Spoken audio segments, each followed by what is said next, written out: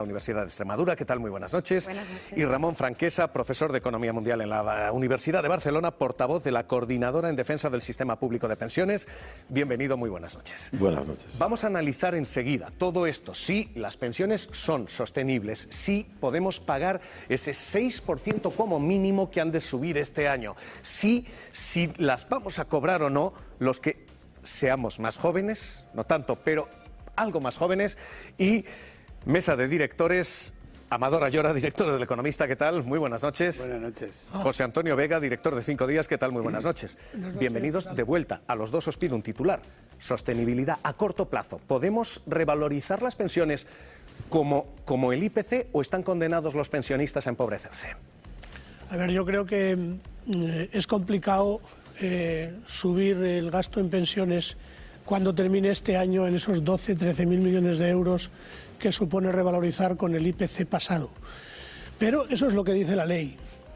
Las condiciones financieras de España aconsejan que esa cifra debería corregirse, pero me da la sensación también de que se va a pagar. Se va a pagar porque empieza dentro de un mes una espiral electoral que concluirá seguramente a finales del año que viene, y los pensionistas tienen un atractivo electoral espectacular. Amador. Bueno, nosotros pensamos parecido en El Economista, pensamos que no es racional subir las pensiones un 6%, sobre todo me gustaría que el ministro nos respondiera por qué el Gobierno está pidiendo un pacto de rentas para que los salarios de personas que acabamos de ver en la televisión dicen que trabajan mucho y que cobran poco sueldo y que tienen cargas familiares, les van a subir un 2%, y las pensionistas que no tienen cargas familiares se les sube un 6%. Yo no lo entiendo. Entonces, mi conclusión es la de José Antonio. Lo hace porque estamos ya en periodo electoral. Vamos a leerlo. Los pensionistas dicen justo lo contrario, que son ellos los que tienen no solo cargas familiares, sino la red de seguridad del Estado. Pero vamos a leerlo enseguida. Vamos a analizarlo todo, porque ahora mismo con pensiones tenemos dos problemas, uno a corto plazo y uno a largo plazo. Uno a corto, el de si podemos subir las pensiones, lo que está subiendo la cesta de la compra, porque lo que está subiendo la cesta de la compra, lo saben ustedes, es una auténtica barbaridad, y ahora mismo lo que tenemos es esto. Les contábamos hace unos días que el Banco de España ya había dicho, esta es la cifra, y que subir las pensiones, lo que está subiendo la cesta de la compra, ese 6,3% previsiblemente a cierre del año, son 12.000 millones de euros. Es muchísimo dinero en términos de Estado, pero no tanto en términos de pensionista. De hecho, en términos de pensionista, literalmente son apenas 74 euros al mes. La cuestión a corto plazo es esta. ¿Podemos hacer esto? ¿Es demasiado generoso nuestro sistema de pensiones? Ahora mismo hay dos argumentos y dos métricas a los dos lados de esta baraja. Quienes dicen que sí, quienes dicen nuestro sistema de pensiones es muy generoso, juegan con esta estadística. Esto es lo que se conoce como tasa de reemplazo. Cuando uno se jubila, lo que deja de ganar y lo que empieza a ganar. Y ahora mismo nuestra tasa de reemplazo en España está aquí, en el 80%. Es decir, uno tiene el 80% de pensión de lo que tenía como salario. Quienes dicen nuestro sistema es muy generoso, dicen, vean ustedes, dónde está España y dónde están los demás, dónde están países como Francia. ¿Cuál es la trampa estadística quizás aquí? No tenemos un problema de grandes pensiones, sino de bajos salarios. Nuestra tasa de reemplazo es así porque nuestros salarios son bajos, muy bajos. Pero ahora mismo este es uno de los argumentos. La tasa de reemplazo, la generosidad del sistema de pensiones es alta. Al otro lado quienes dicen no, el sistema de pensiones no es en absoluto generoso. Es más, si midimos cuánto nos gastamos en pensiones en el Estado, esto es lo que se gasta España en pensiones, aproximadamente un 11% de su PIB, un 11% de la economía. ¿Cuál es el problema? El problema es que, vean ustedes cuánto se gasta un país austero como Austria, un 13%, Francia casi un 14%, Grecia un 15%, Italia casi un 16%. Así que el sistema de pensiones español no parece especialmente generoso si se compara con otros países. Es más, estamos mejor que Alemania, pero literalmente estamos a niveles, en fin, que solo superan a países como Estados Unidos. De hecho, el sistema de bienestar social en España parece no tan generoso cuando se comparan todos los términos y no solo pensiones. Estamos en estos niveles de gasto, 1 de cada 4 euros de nuestra economía, frente a países como Francia que están en 1 de cada 3. Resultado, ahora mismo los pensionistas dicen, oiga, no llego. Con estas pensiones no se llega y con estos precios no se llega. Y están empezando a importar aquí lo que hemos visto en países como Alemania. Un pequeño trabajo, un mini job para completar la pensión. Llegar a la edad de jubilación y seguir trabajando. Es lo que hacen cientos de miles de pensionistas alemanes en los llamados mini jobs. Son trabajos de pocas horas con los que quienes tienen rentas bajas complementan su pensión. En España, más de 3 millones de pensionistas cobran menos de 1.000 euros. Por eso esta práctica está empezando a extenderse también aquí. 8 euros. A sus 64 años, Rafa visita cada semana la sede del INEM en Córdoba y consulta a diario las diferentes webs de empleo. He puesto un anuncio para buscar trabajo de portería, guarda nocturno, limpieza. Ha pasado toda su vida subido encima de un camión, pero el año pasado sufrió un infarto y no puede volver a conducir. Hasta ahora lo que estoy cobrando pues son los 400 y pico euros que la paga de mayores de 52. El de alquiler son 400, más lo que es la luz, el agua, el precio que está. Pues somos 3 personas y no me llega, imposible. Tiene más de 39 años cotizados, pero hasta que no cumpla los 66 no le concederán la jubilación completa y tiene muy claro que seguirá trabajando a tiempo parcial para complementarla. Rafa, y una vez te concedan esa pensión por enfermedad, ¿en cuánto te han dicho que se te va a quedar? Pues mira, según lo que me notifican aquí del Instituto de la Seguridad Social, lo que se me queda es en 834,90. Y si ahora te contesta alguien a ese anuncio, ¿por cuánto más tiempo vas a estar trabajando? Pues al que me haga falta. Yo sé que si yo no trabajo, no tengo medios. Entonces, lo único que me queda en esta vida es pues seguir trabajando hasta que la salud me lo permita. Esta ahora mismo la situación. Y pregunto aquí en la mesa, ¿y ahora qué? 6% de subida de pensiones son 12.000 millones. ¿Nos la podemos permitir? La pregunta al otro lado es la misma. ¿Nos podemos permitir no pagarles a los que menos tienen, a los pensionistas? Sí, nos lo podemos permitir. A mí me gustaría, Javier, entrarte con una pequeña corrección. Has hablado de gasto en pensiones, pero yo, viendo la emisión del telediario, he escuchado presupuesto de la Casa Real. ¿Por qué esa cualificación? En realidad es una inversión pública que damos para erradicar la pobreza entre la gente mayor. Aunque suba el coste de la vida, el mismo Banco de España autoriza que suban los alquileres, suba la electricidad, suban los precios, también sube el ingreso por las cotizaciones sociales y, por tanto, no debería haber ninguna dificultad añadida para seguir manteniendo las pensiones al mismo nivel de capacidad adquisitiva. Lo que se está tratando es de redistribuir negativamente la renta aprovechando la existencia de la inflación. Pero vuelvo a decir, la inflación sube para todo, también para los ingresos del Estado, y por tanto mantener ese poder adquisitivo no sería un mayor problema, excepto que estemos buscando pretextos para sacar el ingreso que es salario diferido para gentes que está ya en un nivel de difícil subsistencia, para dárselo a otros que quizás desde instancias, desde la Comisión Europea y de lo que hay detrás de intereses financieros de conseguir más volumen de negocio, hay voluntad de esa redistribución negativa. Bueno, yo creo que hay como dos debates, ¿no? Un poco el debate de la inflación, que viene ocasionado por un conflicto bélico que todavía estamos viendo en el telediario, que parece que se nos ha olvidado ya. Estamos en una situación de guerra en el que nos hemos autoimpuesto una serie de sanciones porque queremos acabar con este ataque abusivo a un país democrático y, por lo tanto, nos estamos, por así decir, importando inflación, pero porque estamos pagando la energía mucho más cara. Por lo tanto, mientras el conflicto dure, somos todos más pobres. Y entonces, ¿qué ocurre? Como tienes que pagar más alta la energía, esto se acaba trasladando el resto de precios porque utilizan la energía como input productivo o como transporte. ¿Y qué ocurre ahora? Si ahora subiéramos los salarios, por ejemplo, al mismo nivel que estos precios, dices, bueno, venga, como ha subido la energía y han subido los precios, subo los salarios.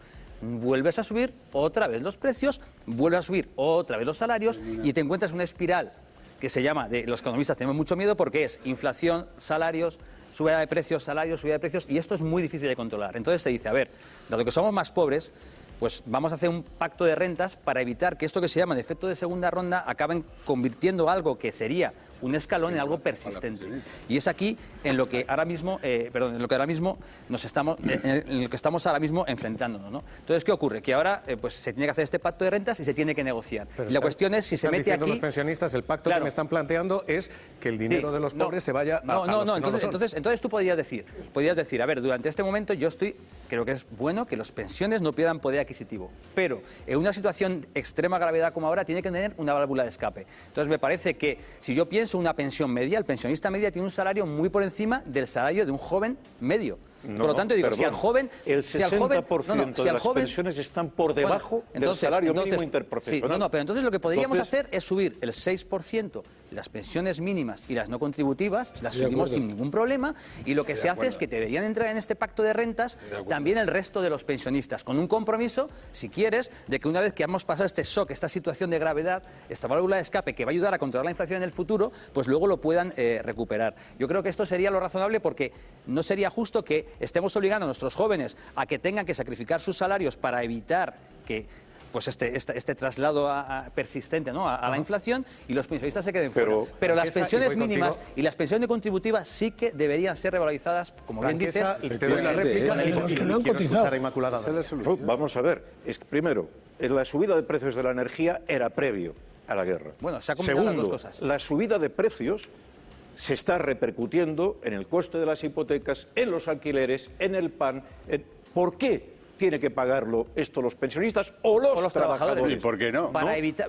Justamente, la cuestión es una disputa de cómo se reparte la renta. Y de momento parece ser que estamos perdiendo. Ya hemos perdido una parte yo creo del IPC real. Como bien dices, se tiene que repartir entre los pensionistas, no los pensionistas más bajos, entre los trabajadores y, por supuesto, entre los empresarios, que también hay que controlar que no acaben aprovechando esta contención de costes para aumentar sus márgenes empresariales. Y esto tiene que ser un pacto, que es lo que está, esto tiene que ser un pacto de rentas con un compromiso. Y el Banco de Bilbao nos decía pero vosotros podíais proponer, podíais proponer lo siguiente, que estos 12.000 millones, que va a ser un aumento del gasto para cada año. Es decir, una vez que lo subes una vez, como luego la subida se hace acumulada, son 12.000, podríais decir, por ejemplo, mira, estos 12.000 millones, nosotros como pensionistas renunciamos a ellos, pero que se inviertan plenamente en educación y que el presupuesto de educación tenga 12.000 millones más cada año para evitar... Oído con De Ruiz, franqueza, y me gustaría... Tenemos una solución mejor, que es sobre los beneficios que ha tenido la banca, sobre los ingresos que ha tenido gracias a una venta de la vivienda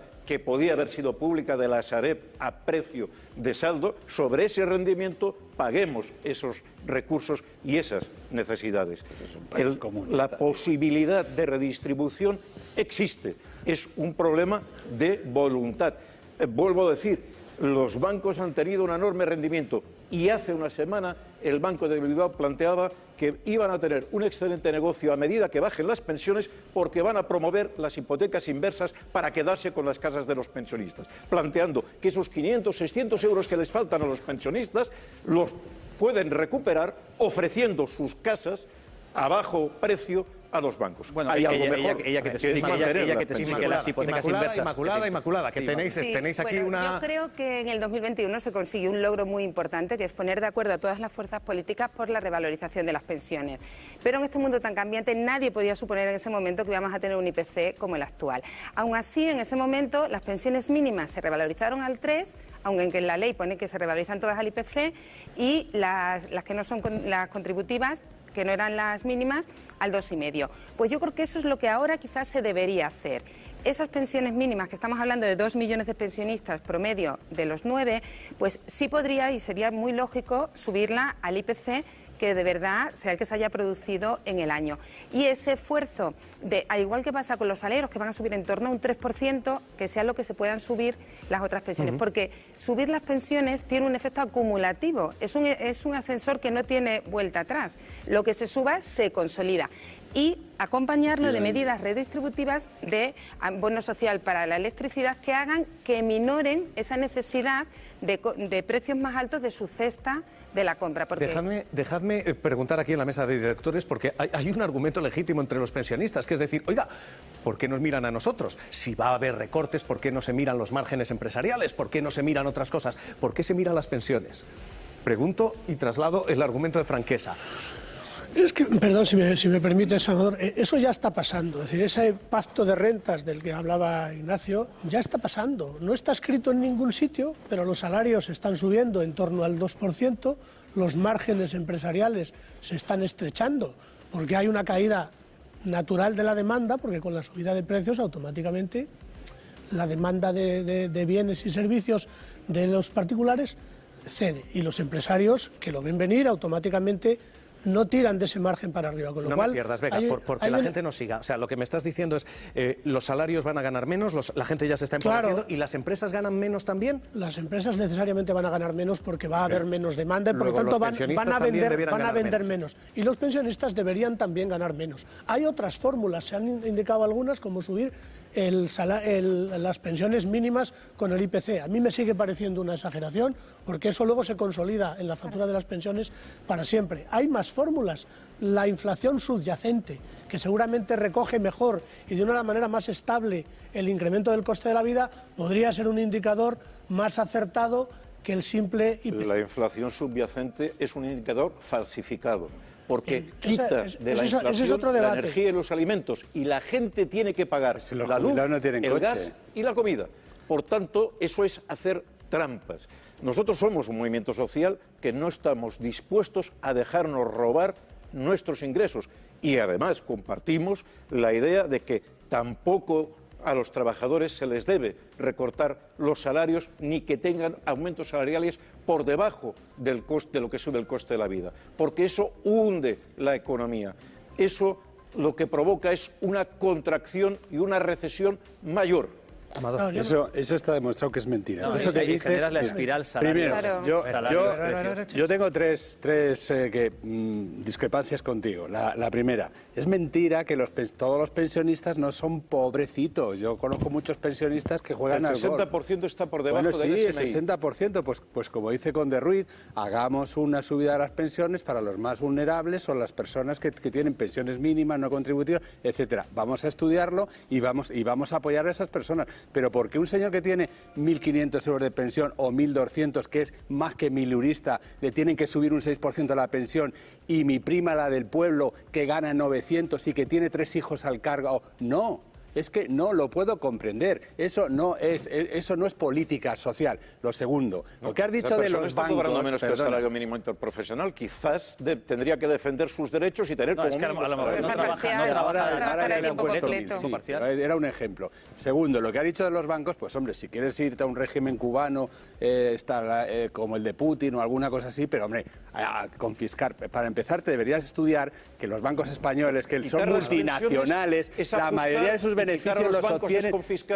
Claro que es quitar a los bancos. ¿Cómo vas a quitar el banco a una empresa privada? ¿Cómo le vas a quitar la pensión a alguien que ha trabajado toda su vida para tener una persona digna? Una persona que trabaja toda su vida tiene su sueldo para vivir, pero tú no puedes confiscar el beneficio de una empresa privada. Aparte que los bancos españoles...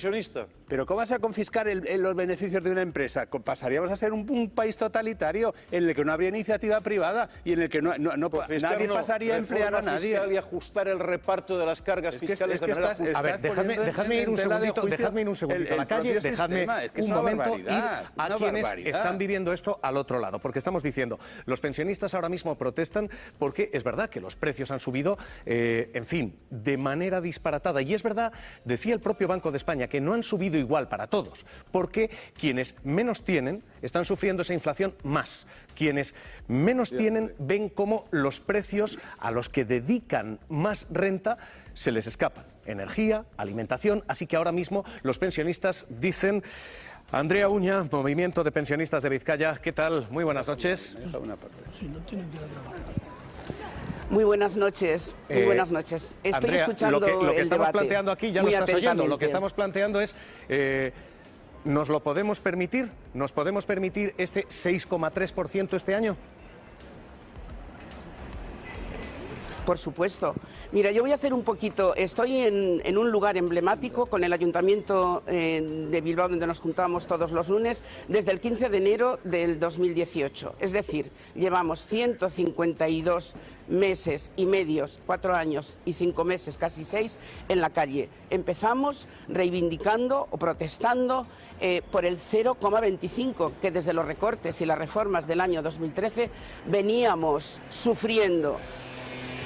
Que ya estábamos perdiendo poder adquisitivo. Andrea, y esas son las Dijimos imágenes ya, de todo ese tiempo de movilización, vale. esas imágenes que estamos viendo en pantalla. Sí, pues eso, efectivamente.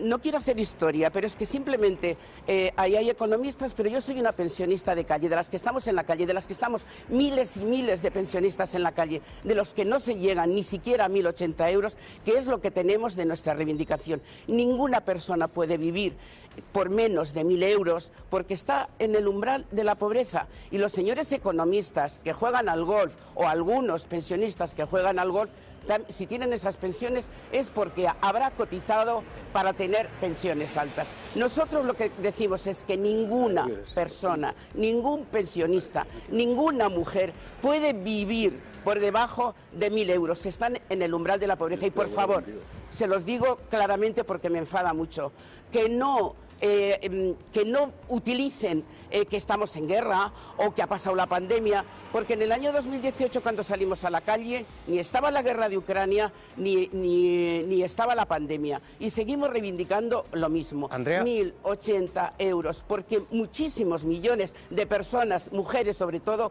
viven en auténtica miseria. No pueden pagar ni las medicinas, no pueden vivir. Las mujeres solas, muchísimas mujeres viudas con pensiones de 500, 600 y 700 euros, me gustaría que los señores economistas que hablan tan alegremente se pongan en sus zapatos. Y nosotros vamos a seguir reivindicando el salario, no salario. Además, mira, se me ha olvidado también lo que decís, ¿no? Andrea, sí. Gastos. Déjame, Andrea, déjame que te pregunte, porque... Gastos no, es un derecho, la pensión es un derecho, la Correcto. pensión es un derecho. Perdón, es que me he calentado mucho con el señor economista. No te preocupes, no te preocupes. Estamos escuchando, yo creo que hoy el debate es lo suficientemente plural. Así que déjame que te pregunte, vosotros, ahora mismo lo que se está diciendo aquí es, oiga, los trabajadores, los que están en nómina están perdiendo poder adquisitivo. Dicen, las empresas ganan menos, los pensionistas no. Los pensionistas están en esto, como se estaba diciendo aquí, siendo privilegiados. No estamos siendo privilegiados. Primero, a mí me daría vergüenza decir que un trabajador o una trabajadora con 3 hijos viva con 900 euros. A mí me parece que es lo que no se puede permitir y que tendríamos que estar todo el mundo en la calle reivindicando un salario digno. En muchísimas elecciones, si vosotros tenéis, y seguro que los habréis leído, los programas electorales, desde hace ya muchísimos años, llega como un salario mínimo interprofesional 1.200 euros. Y te estoy hablando de hace 14 o 16 años. Andrea, sí, pero lo que te estoy preguntando es otra cosa. Perdóname, porque estoy intentando centrar el debate. El debate es si hay un sacrificio de todos, ¿debe haber un sacrificio también de los pensionistas o no? Esto es lo que se está planteando aquí a corto plazo.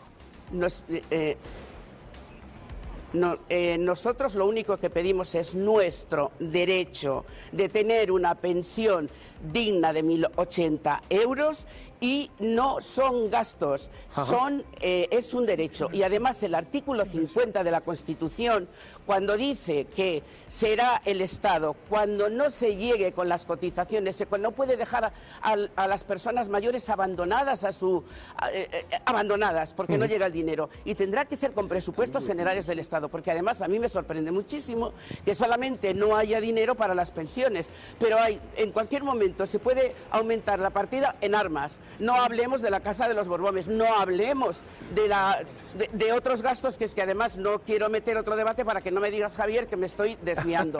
Pero es que en absoluto, Andrea, con en presupuestos generales vale, que es que decir que si no hay dinero, No hay dinero para nadie. Déjame traer esto a la mesa. Déjame traer esto a la mesa. No te retires, Andrea, aguántame un segundito, porque vuelvo a decir lo que están diciendo los pensionistas, señores, y pido lectura y pido análisis aquí. Lo que están diciendo es, oiga, ¿por qué siempre a los pensionistas? ¿Por qué cada vez que tenemos un debate de austeridad, los primeros que caen son los que ya han cotizado y teóricamente han ganado un derecho para esto? A ver, yo creo que se están confundiendo dos debates. Claro. Yo creo que hay un debate que tiene que ver con que las pensiones no pueden perder poder adquisitivo y a los pensionistas no se les debe tocar la pensión porque ya están jubilados y por lo tanto no tienen capacidad de reacción. Este es un debate que está ahí. Pero estamos en una situación que es lo que yo no consigo hacer ver de extrema complejidad y gravedad, porque sabemos que podemos tener efectos de segunda ronda que van a hacer que un fenómeno como es la inflación, que lo podríamos controlar y al año que viene tenerlo controlado, se nos descontrole. Por lo tanto, se podrían hacer tanto para los trabajadores como para los pensionistas, no los que tienen pensiones más bajas que debían subir con el IPC, se podría pensar en un mecanismo donde este año no revalorizan todo el poder adquisitivo, pero con un compromiso para que sí que lo vayan recuperando en los próximos años, para evitar que el fenómeno que tenemos ahora mismo, que es un shock a la energía, que es una vez, se convierta en algo persistente. Pero, por supuesto, este es un debate de coyuntura actual, que no tiene nada que ver con lo que está proponiendo esta señora, que tiene toda la razón del mundo, en tener pensiones dignas, un sistema de pensiones con pensiones dignas, etcétera. Pero creo que son dos debates en dos planos distintos. Totalmente. Y hoy estos son los dos debates que estamos planteando. El primero, el de corto plazo, el de si ahora mismo esto debemos hacerlo o no, y ahora enseguida hablamos de la reforma de pensiones a largo plazo. Tema. Pero tengo 5 manos levantadas y sois 4, o sea que adelante. Yo quería comentar para situarnos un poco con las cifras, porque cuando has hablado de inicio del programa hablando de que la subida supone 12.000 millones de euros, pues claro, yo creo que a todos nosotros eso nos supera, ¿no? Pero para entender qué significa esa cuantía, cuando hablamos de educación, que nos afecta también a todo, el presupuesto son 50.000 millones. Cuando hablamos de sanidad son 80.000 millones. El presupuesto entero. Y aquí estamos hablando de un incremento de un año de 12.000. Es muy costoso y es acumulativo para que entendamos. Y luego creo que también el debate hay que aclarar muy bien, creo que eso es una responsabilidad de todos, aclarar lo que es pensión contributiva, que tiene que tener la máxima relación posible entre lo que se ha cotizado por una persona y lo que se va a percibir, con las salvaguardas de los complementos a mínimos que se pagan con impuestos, y es una cuestión distinta, y las pensiones no contributivas y las pensiones de viudedad, porque cuando hablamos de pensión y pensión promedio no estamos hablando solamente de jubilación. Entonces, dividir el debate y tener muy claro que son pensiones diferentes y situaciones, por tanto, distintas, creo que debe ser mantenido en el debate. Los recursos están. Si se destoparan las pensiones en este momento, simplemente hasta 7, 8 veces el salario mínimo, tendríamos esos 12.000 millones. El problema es que no se quiere y se plantea sacrificaros ahora porque mañana se arreglará. Es mentira. Nos dijeron lo mismo cuando se alargó la edad de jubilación de los 65 a los 67. No os preocupéis, ahora será sostenible. Y se bajaron las cotizaciones a las empresas. Resultado: dificultades en la seguridad social. Pero dificultades pero no vamos a vencer los debates. Porque, entre otras cosas, nos encontramos que estamos exigiendo las cuentas públicas, la auditoría de la seguridad social, y se nos niega. Es más, hay un compromiso de haberlo hecho en el mes de febrero. No se ha hecho. Queremos las cuentas claras, queremos transparencia. Claro. De momento eso se está negando y se están pidiendo nuevos sacrificios que luego no serán reversibles. Y son sacrificios que reparten el pastel, se lo quitan a unos para dárselos a otros. Y como movimiento social no vamos a pasar. No vamos a aceptar. Pero entiendes los dos debates. La situación complicada actual con la inflación ocasionada por, es verdad, con la pandemia, porque los suministros, los cuellos de botella empezó a subir los precios, luego el shock energético. ¿Entiendes que la situación económica actual debería estar separada del plano de las pensiones? El shock de botella no fue para la industria químico-farmacéutica ni para algunos suministros de los hospitales, que subieron generosamente. Bueno, pero estamos de acuerdo que hay que separar lo que es un problema coyuntural muy complicado que tenemos ahora mismo, muy complicado, pero, que lo estás viendo todos los días. El problema de falta de dinero por la guerra no impida que pasemos del 1,2% del presupuesto militar al 2%. Para eso sí hay dinero. Andrea, la excepción que se está diciendo aquí, la de ahora mismo estamos en una etapa de guerra, estamos en una situación extraordinariamente complicada, este sí sería, se está diciendo, el momento de que los pensionistas hagan un sacrificio. ¿Esta puede ser una excepción? No, me vais a permitir solamente decir que nos siguen engañando y nos siguen robando. Y voy a dar un argumento. Cuando conseguimos que el 0,25 por ley desapareciera y entramos, nos dijo el señor Escrivá ya, para el ministro Escrivá, para el año 2021, que se iban a ligar definitivamente las pensiones con el IPC real. Y es más, el sistema de pensiones público es sostenible. Lo que pasa es que estaban utilizando gastos, lo denominaron impropios, para otros menesteres, pues como el rescate a la banca, miles de historias, que se estaban gastando dinero de la hucha de las pensiones para otros menesteres. Y nos dijeron, además es que llevamos casi 5 años, 4 años y medio en la calle, que se iban a ligar ya definitivamente porque el sistema es sostenible. Y nos han vuelto a engañar, porque el IPC ha subido este año para haber cobrado el 1 de enero del 2022 el 5,5, nos han aplicado el 2,5 y nos han robado el 3%, con la salvedad que antes, en el año 2021, había una especie de paguilla por la descompensación de si subía o no subía, pero también eso ha desaparecido. Pues, que no nos engañen más, que sabemos que el sistema es sostenible, dicho por ellos, dicho por ellos. Y vamos a seguir en la calle, y vamos a seguir peleando nuestras pensiones, y vamos a seguir diciendo que ninguna mujer, sobre todo las mujeres, que además sé que es un debate más largo, pero cuando dices contributivas o no contributivas, ¿cuántas mujeres con la ley de dote de los años 70, teniendo trabajos, nos echaban a las casas y teníamos que cuidar a los cuidados y no nos dejaban trabajar y teníamos que entrando y saliendo en la vida laboral con cotizaciones más pequeñas, y eso son la brecha de ahora mismo que hay, tanto salarial, que se tendría que tratar, como la brecha de las pensiones? Hay que tratar muchos temas y no estamos hartos y hartas que solamente seamos los pensionistas los que carguemos cuando hay ahora la guerra. No, señores, no nos pongan disculpas, porque dinero hay. Es un país rico. Lo que pasa es que la riqueza se reparte entre unos pocos y la miseria para la clase, la ciudadanía Andrea, más pobre. Andrea, y no lo vamos a permitir. Movimiento de Pensionistas de Vizcaya. De frente y en la calle. Andrea, te agradezco. Creo que quedan claras las posiciones. Un abrazo muy fuerte. Cuidaos. Un abrazo muy fuerte para todos y para mi compañero Ramón también. Esto que estamos contándoles es el corto plazo y este es el debate ahora mismo. Vamos a preguntarle enseguida al ministro, porque el ministro de Seguridad Social se sienta en las claves esta noche y el gobierno lo que dice es va a haber subida y va a ser del 6,3 si ese es el dato, va a haber subida con el IPC. Y este es el debate a corto plazo, el de si hay excepcionalidad de la guerra o no. Pero a largo plazo tenemos otro debate. A largo plazo tenemos este y es el de si el sistema es sostenible. Es esa pregunta que todas las generaciones jóvenes hacen de, oiga, yo voy a cobrar mi pensión, o esto cuando yo llegue no. Este es el sistema de pensiones, se lo hemos contado ya, que se establece. Y el sistema que se establece cuando empiezan estos sistemas modernos, los llamados bismarckianos, que fijan la pensión y fijan la edad de jubilación en los 65, no tienen en cuenta esto, no tienen en cuenta que cada vez vivimos más. Y esta es una bendición que afecta a las pensiones. La bendición es que cada década ganamos 2,3 años de vida. Es decir, que cuando antes teníamos pensiones a los 65 y uno moría a los 66, el sistema era perfectamente sostenible. Ahora, bendito problema, la edad y la esperanza de vida en España es de 85 para los hombres y de 89,9 de 90 para las mujeres. Es decir, la pensión ya no tiene que durar 1, 2 o 5 años. Ahora tiene que durar 20 o 25 años. Así que nuestro problema de largo plazo es este, es esto sostenible. Tenemos ese y tenemos este otro problema. Y este otro problema, se lo hemos contado ya, es que están a punto de jubilarse los llamados baby boomers. Todos los que ahora mismo están aquí. 9 millones de personas. Esta es nuestra pirámide de población. Tenemos gente menos trabajadores para pagar pensiones que pensionistas vamos a tener. Así que lo que se plantea es cómo arreglamos esto a largo plazo.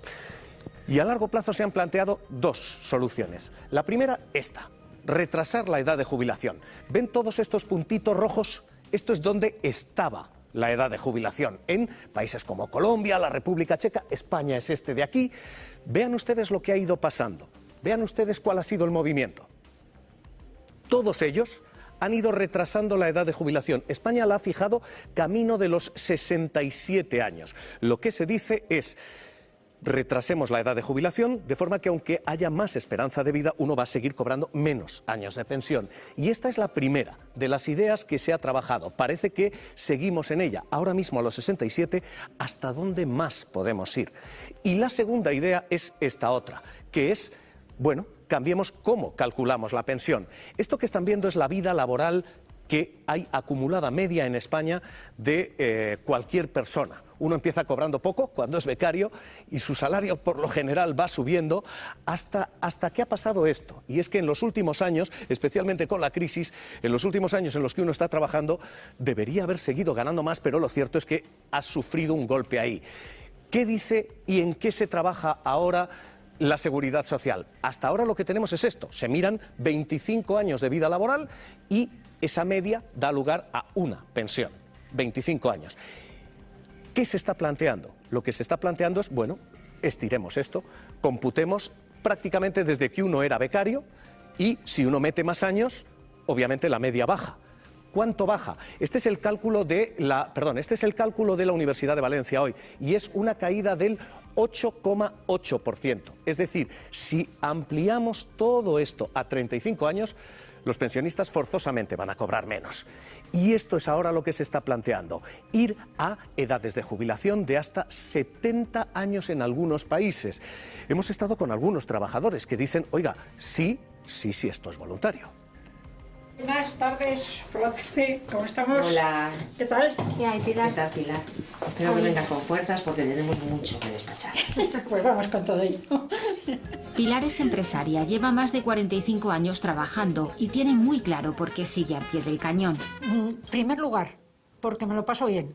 Y además tengo más trabajo que nunca, porque lógicamente con la edad se adquiere una dimensión y una visión que solo los años la confieren. Y eso es lo que te permite disfrutar y además tener éxito.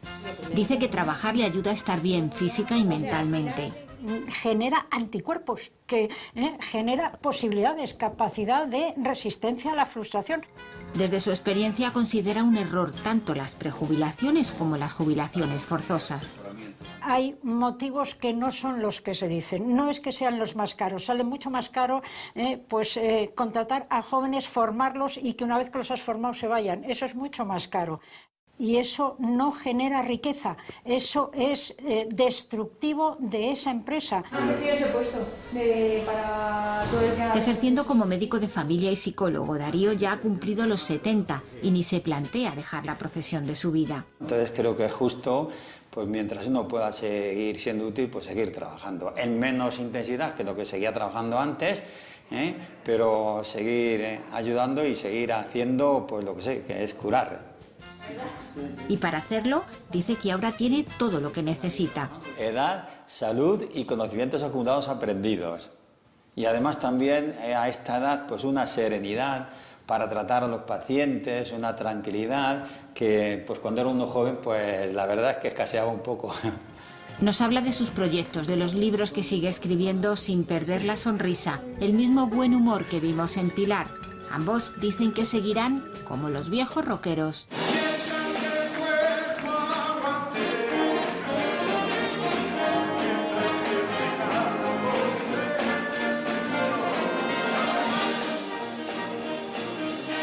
¿Cómo arreglamos esto a largo plazo? Señores, ¿cómo arreglamos esto a largo plazo? Pues hay la fórmula en que se ha arreglado hasta ahora, que ha sido aumentando la productividad y la capacidad de producir del país y aumentando los trabajadores. Ese gráfico expresa la población, pero no la población activa. Hoy tenemos más trabajadores que nunca en la Seguridad Social porque la mujer se ha incorporado al trabajo y, por tanto, hace el sistema más sostenible junto con el aumento de la productividad. Por tanto, no es aceptable que se diga que hay menos base. No, hay menos base demográfica, pero hay más base laboral en puestos de trabajo y, por tanto, el sistema no quiebra porque nos hayamos envejecido, como no quebró con el baby boom, los efectos del baby boom que hubieron en Estados Unidos, en Francia o en Alemania, que fueron en el año 45 y no en los años 50, como el caso español. Si el baby boom se resolvió y se mantenieron las pensiones en otros países, ¿por qué eso tiene que ser una razón que obstruya el funcionamiento del sistema? Porque se quiere reducir ese sistema y se quiere sacar dinero de la seguridad social para llevarlo a los fondos privados. José Ignacio Hoy Ruiz. tenemos el ministro aquí con nosotros, que va a traer una propuesta de ley que propone detraer recursos de la seguridad social. No me adelante, no me diga lo que va a decir el ministro, que el ministro se representa solo. Sí sabemos, y vamos a acompañarlo el día 9, jueves, que hace la presentación en el Parlamento de esa ley, sí sabemos que quiere presentar una ley que lo que abre es la puerta a la privatización de los ingresos de la seguridad social, que tendrían que ser pura y exclusivamente, íntegramente, para financiar. Pero eso es mentira. José Ignacio Conde Ruiz. Es mentira. Bueno, a ver, es abiertamente falso.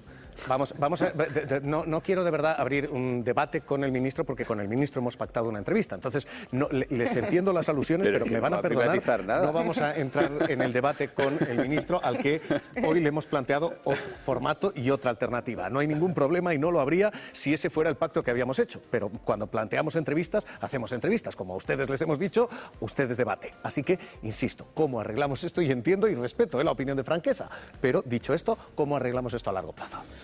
Bueno, yo creo que en primer lugar hay que entender lo que es un sistema de pensiones de reparto. Es decir, un sistema de pensiones de reparto es que yo estoy cotizando ahora porque confío que las futuras generaciones me van a pagar a mí las pensiones. Por lo tanto, a mí me preocupa saber cómo va a ser el mundo cuando yo voy a recibir las pensiones. Me importa muy poco lo que el Parlamento vote ahora. Me importa muy poco porque me importa lo que va a votar el Parlamento cuando yo me vaya a jubilar. Yo cuando miro las cifras demográficas, yo lo que observo es que cuando ahora hay potencialmente cerca de 3 personas que están en edad de trabajar frente a una persona que está jubilada, cuando me toque a mí, pues habrá prácticamente mi hija, una persona, por así decir, que puede ser mi hija, una amiga suya, y un poco más.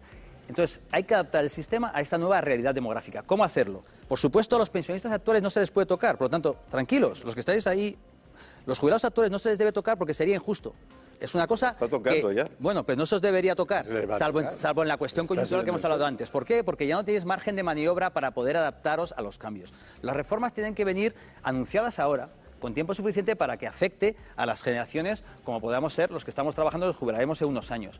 ¿Y cómo tendrían que ser? Aparte de considerar toda la vida laboral, que ahora Inma, que es la que hizo el trabajo, yo creo que tenemos que pensar en la jubilación de una forma distinta como la estamos pensando.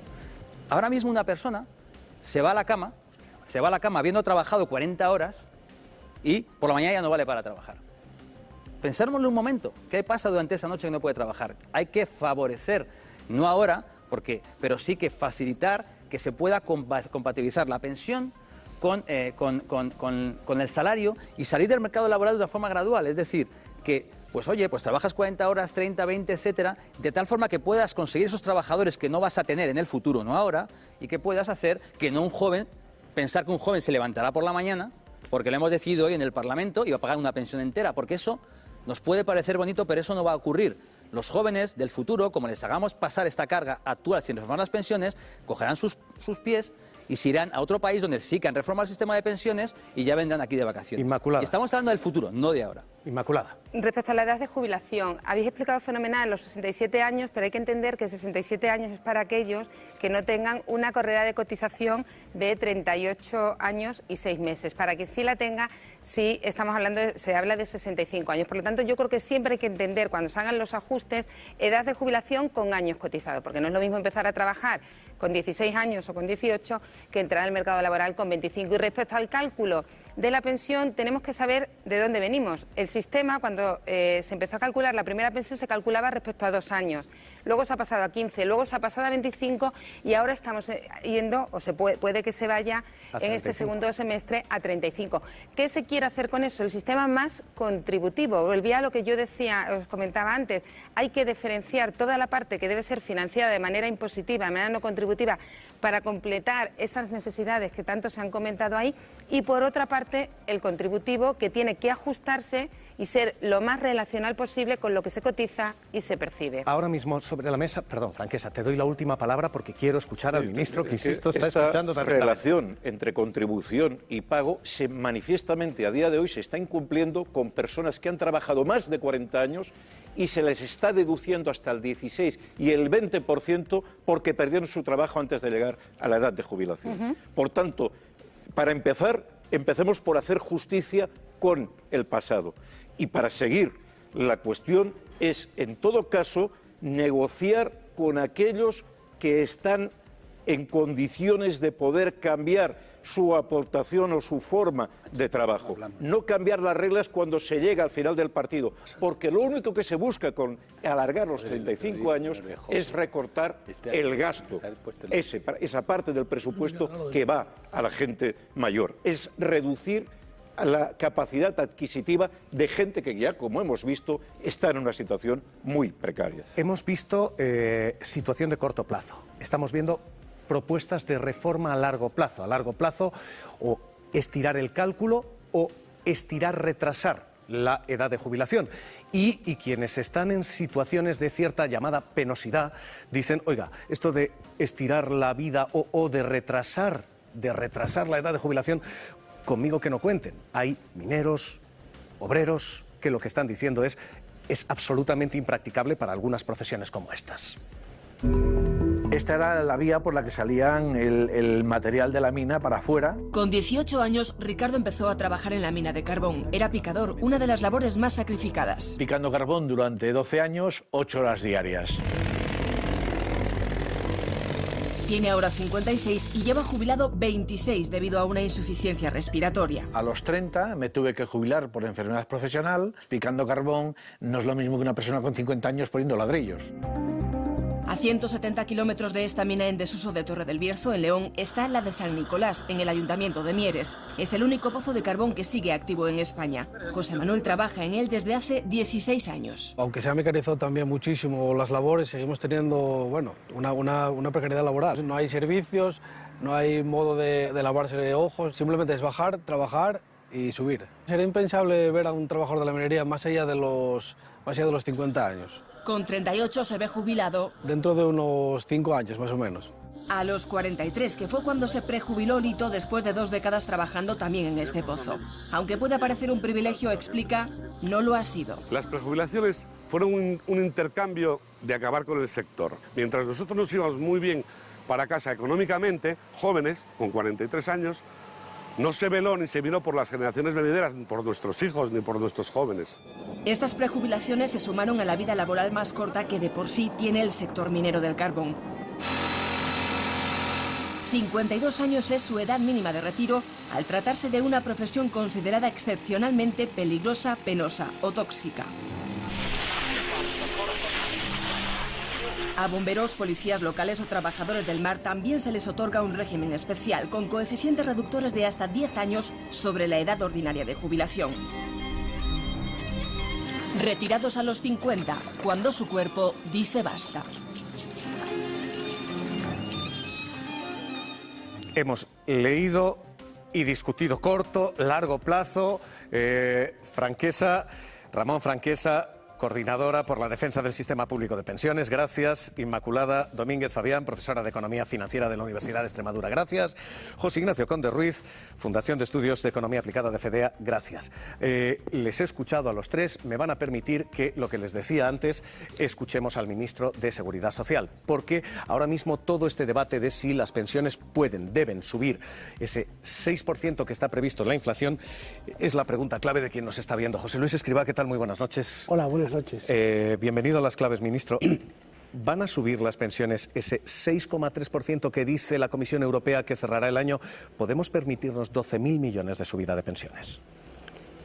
Claramente que van a subir en lo que esté registrada la inflación media del año evaluada en el mes de noviembre de este año. Será la inflación, digamos, la subida de pensiones que se aplicará en 2023, tal como se ha reflejado con toda claridad en una ley que hemos aprobado en el Parlamento y que está vigente desde el 9 de enero. Y así va a ser sucesivamente en los próximos años. Por lo tanto, rotundamente sí. Es decir, lo que tenemos ahora es una norma con una regla muy clara que asegura que las pensiones tienen garantizado el poder adquisitivo con una revaluación anual en función de la evolución del IPC, de los precios al consumo. Y esto es indiscutible y por lo tanto, yo desde aquí quiero hacer una apelación a todos los pensionistas o futuros pensionistas de que sus pensiones están garantizadas, su poder adquisitivo, por supuesto. El Banco de España cuestiona esta medida. La Comisión Europea no ha pedido un recorte de gasto en pensiones, pero sí ha pedido recortes de gasto. ¿Es sostenible esto así, con estos incrementos, ministro? Por supuesto. Se están manejando dos tipos de argumentos por distintas instancias o por distintos analistas para poder abrir este debate. Una primera tiene que ver con que en una situación como la que se ha producido de subida significativa de la inflación, se pueden producir efectos que se llaman de segunda ronda, que hay que atajar y por tanto tiene que haber una moderación de rentas. Esto, que es un argumento que tiene sentido y todo el mundo lo entenderá, para márgenes empresariales y para rentas salariales, se aplica mucho peor para las rentas de los pensionistas porque no se incorporan dentro del proceso productivo. Aquí el problema es que cuando suben salarios, se amplían márgenes, vuelve a aumentar la inflación y se genera una espiral inflacionista que se engrana, que se integra en todo el proceso productivo. Por eso parece razonable ciertos procesos de moderación de renta en situaciones de subidas fuertes de inflación. Pero es que las rentas de los pensionistas no son de esa categoría. Por lo tanto, el argumento es muy débil cuando se quiere extender a la renta de los pensionistas. El segundo argumento que se suele manejar es el de un problema de aumento del gasto en pensiones que puede generar un problema de financiación de la seguridad social o de ampliación del déficit. Este argumento es básicamente falaz, porque lo que hay que mirar son los gastos y los ingresos. Entonces, yo he visto ahí en la presentación los datos de gasto, que dependerá para el año que viene en cómo evolucione la inflación en el mes de noviembre, pero no he visto los datos de los ingresos. Es que los ingresos a la seguridad social por cotizaciones están creciendo al 10% con los datos del último mes de abril. Es decir, el desequilibrio por tanto, se corrige solo. Por supuesto, este año vamos a tener un déficit. El año pasado cerramos con un déficit de la seguridad social, en el año 2021, de 0,9. Mejor de lo que pensábamos. Recuerde que estábamos en 1,8 en el año 2018. Este año tenemos previsto un déficit en torno al 0,5, significativamente más bajo. Es decir, las cuentas de la seguridad social van mejorando y tienden al equilibrio presupuestario en el entorno en el que estamos. Pero es que no lo digo yo, lo dice la Autoridad Independiente de Responsabilidad Fiscal. Es decir, aquí hay muchos que opinan, pero en España hay una ley orgánica que dice que quien tiene que velar por la situación de las finanzas de la seguridad social y de todas las cuentas públicas es una institución que dedica muchísimos recursos, muchísimo análisis y puede además solicitar mucha información a todas las administraciones, incluido a nosotros, para comprobar cómo están las cuentas. Pues bueno, la Autoridad Independiente de Responsabilidad Fiscal no solamente acaba de decir, al evaluar el plan, la actualización del plan del plan de estabilidad de España hasta el año 2025, no solo ha dicho que las cifras son esas, que vamos a tener un déficit en torno al 0,4, 0,5 este año, sino que va a ser así en el 23, en el 24 y en el 25. Vamos a estar muy cerca de la estabilidad presupuestaria. Por lo tanto, ninguno de los dos argumentos. ¿Por qué el Banco de España cuestiona esto? ¿Por qué el Banco de España dice esto no? Pues será que no le puedo decir. Yo lo que le puedo decir es que no hay ningún análisis detrás. Estos últimos informes que se han manejado del Banco de España pues no manejan fuentes de terceros. Es decir, yo al Banco de España, bueno, vale, tengo todo el respeto por el Banco de España, yo soy funcionario del Banco de España, por cierto, pero yo lo que me interesa del Banco de España, más que las opiniones, son los análisis basados en estudios, en estimaciones, etcétera, y de esto no he visto yo recientemente. Cuando lo haya, lo miraremos con el máximo interés, por supuesto. Lo que han dicho no es fruto de un análisis. No de un análisis reciente. No ha habido una evaluación por parte del Banco de España, por ejemplo, de las últimas medidas que hemos tomado en la ley. No lo ha habido. Ministro, a largo plazo, la pregunta que se hacen todos es, para cuando me jubile yo, ¿voy a cobrar mi pensión? Primero, ¿qué quiere decir largo plazo? Es decir, primero, hasta el año 2025, los próximos 4 años, la Autoridad Independiente de Responsabilidad Fiscal nos está diciendo que vamos a estar en una situación cercana a la estabilidad presupuestaria en las cuentas de la Seguridad Social. Luego, no se ve una tensión particular en sus cuentas. Los problemas, o digamos, la mayor tensión en todos los cálculos que hacemos se circunscribe a la década de los 30 y la década de los 40. Pero más allá, y por ejemplo hay un informe de referencia que es el que utilizamos todo, que hace la Comisión Europea, que se llama el informe sobre envejecimiento, que hace proyecciones hasta el 2070. Es decir, en esas proyecciones lo que pone de manifiesto es que la mayor tensión que puede haber en el sistema en España es hasta el 2050. En el 2060 y en el 2070 después vuelve a mejorar mucho la situación. Por eso digo que tenemos un problema concentrado en 2 décadas. Y eso es así porque digamos que se jubila una generación que es una generación que es relativamente ancha, le sigue una generación un poquito más estrecha, pero como la siguiente generación que sigue a esta estrecha es de tamaño parecido, el sistema otra vez vuelve a equilibrarse. Luego tenemos que abordar un problema de 20 años y lo estamos abordando con distintas medidas. Algunas las hemos tomado ya y otras están en discusión con los agentes sociales.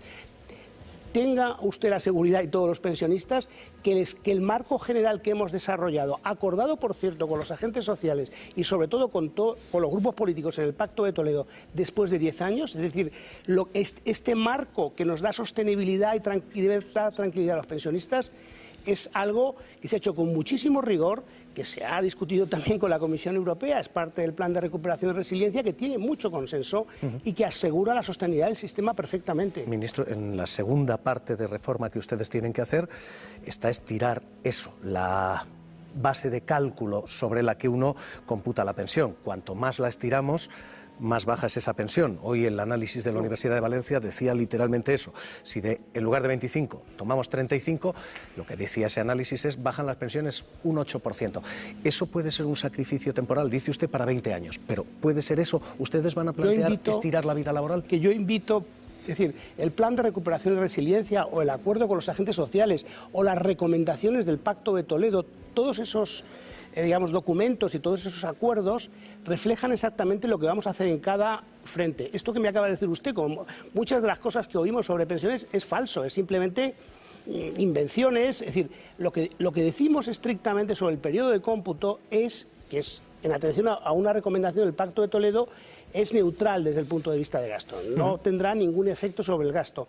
Lo que queremos hacer es, y lo tenemos que discutir con los agentes sociales y ver cómo lo calibramos, es básicamente dar cabida a nuevas realidades en el mercado de trabajo, de tal forma que esos últimos años, X años, no son sus mejores años. Por lo tanto, un sistema como el que tenemos ahora, de 25 años de periodo de cómputo, está pensado para carreras lineales, donde vas de menos a más en tu desempeño laboral y por tanto en cotizaciones. Eso, sobre todo después de la crisis financiera, ya no es tanto así. Casi un 30% de los trabajadores, en los cálculos que hemos hecho, sus últimos años no son los mejores. Por tanto, el sistema tiene una cierta inequidad desde ese punto de vista. Desde ese punto de vista, lo que tenemos que hacer es una solución que a lo mejor contemple aumento de ese periodo, pero para algunos trabajadores, pero a cambio, por ejemplo, de eliminar sus peores años o darle un tratamiento más beneficioso a las lagunas, cómo se tratan las lagunas de los años de no cotización. Es decir, lo que queremos hacer es un sistema más equitativo que tenga en cuenta todas estas realidades, pero ese no es un mecanismo. Es decir, con el periodo de cálculo no pretendemos reforzar la sostenibilidad del sistema, es absolutamente neutro. Lo explicamos, lo decimos, está en los documentos, está acordado con todo el mundo, pero siguen, no sé, estamos en un país en el cual pues parece que generar inquietud sobre las pensiones es un deporte nacional, cuando tenemos un sistema que después de 10 años es muy robusto. Ministro, permítame la malicia, pero sí. ¿Por qué? La opinión publicada está patrocinada por fondos de pensiones, ¿esto es lo que me está diciendo? Esto lo ha dicho usted, no yo. Esto es lo que digo, le estoy interpretando así. Bueno, yo lo que quizá, eso sí lo he dicho alguna vez, es decir, los opinadores sobre estos temas tendrían que decir, como ocurre, por cierto, en otros países de una forma mucho más evidente, quién les financia sus investigaciones, quién está detrás de sus eventos, pues eso sería útil conocerlo. Yo solo digo eso al respecto, pero es evidente que, bueno, es decir, la inquietud sobre las pensiones puede generar una mayor propensidad al ahorro financiero y bueno, pues yo lo dejo ahí. La realidad es que lo que importa es lo que han acordado los grupos políticos en el Pacto de Toledo después de 10 años y que han establecido un marco muy trabajado y muy reflexionado sobre cuál debe ser el marco normativo en el que nos desenvolvemos. Lo que importa es el acuerdo que llegamos con todos los agentes sociales en julio del año pasado y que tiene toda una hoja de ruta establecida. Lo que importa es las leyes que se aprueban en el Parlamento y lo que importa es lo que queda reflejado en los distintos sitios del plan de recuperación. Eso es lo que es realmente importante. Y por lo tanto, cuando tengamos un marco con esa solidez, esto dará mucha mayor perdurabilidad a lo que se acuerde y esa es la forma, digamos, de traer tranquilidad a los pensionistas. Ministro, dos preguntas más que no son estrictamente de su negociado, pero sí le afectan directamente. Hoy hemos escuchado a una parte de sindicatos, también a los empresarios discutir sobre la jornada de 4 días. ¿Cómo la ve? ¿Cómo ve usted esto, ministro?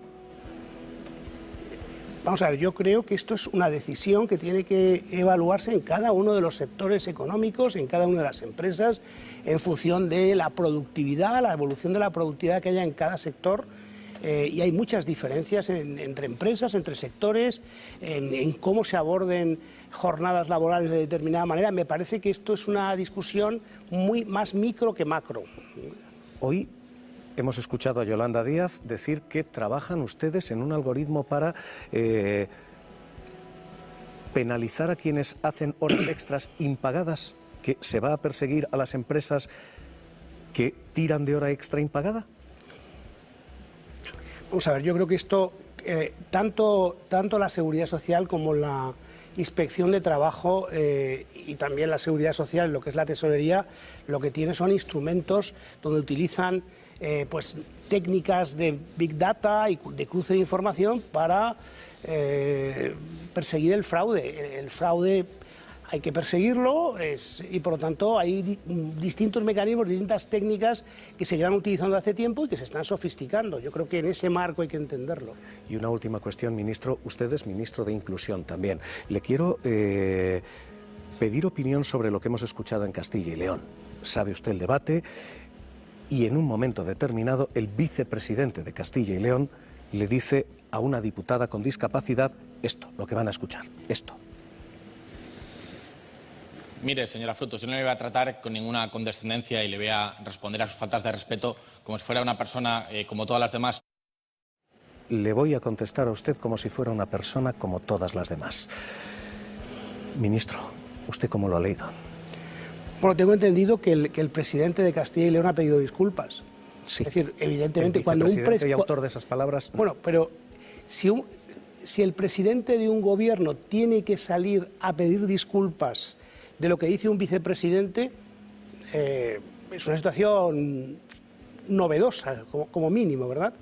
Yo me quedo con eso, verdaderamente es algo que nos entristece a todos oír estas palabras y a mí me produce, no sé si tristeza, pero rechazo absoluto, que tengamos que oír estas cosas en España en el año 2021, pero también desde el punto de vista de la gestión de un gobierno, es inhabitual ver, ¿verdad?, a un presidente pedir disculpas por un vicepresidente que no pide disculpas. Ministro José Luis Escrivá, ministro de Seguridad Social, gracias por haber venido. Gracias por hoy haberse sometido a esto, cuestionario sobre pensiones. Gracias y muy buenas noches. Hoy esa declaración es una declaración polémica y es una declaración cargada. Es una declaración que el vicepresidente de la Junta dice ha sido sacada de contexto porque respondía a algo. Les vamos a poner para que lo vean y lo escuchen a lo que respondía. Era una declaración de una diputada socialista, una diputada con esta discapacidad, y ella había dicho antes esto. Atentos. Señor vicepresidente, ni caridad ni paternalismo. A las mujeres con y sin discapacidad de Castilla y León se nos trata con respeto. Para esto quería ser vicepresidente. ¿Usted cree que con el cargo que ostenta puede hacer declaraciones como si fuesen conversaciones de barra de bar? ¿Cree que aquí vale todo? Señor vicepresidente, ¿acaso considera que esta procuradora que le habla es inferior que usted? Después llegaba esa declaración del vicepresidente de la Junta de Castilla y León. Es Juan García Gallardo y decía esto. Para un turno de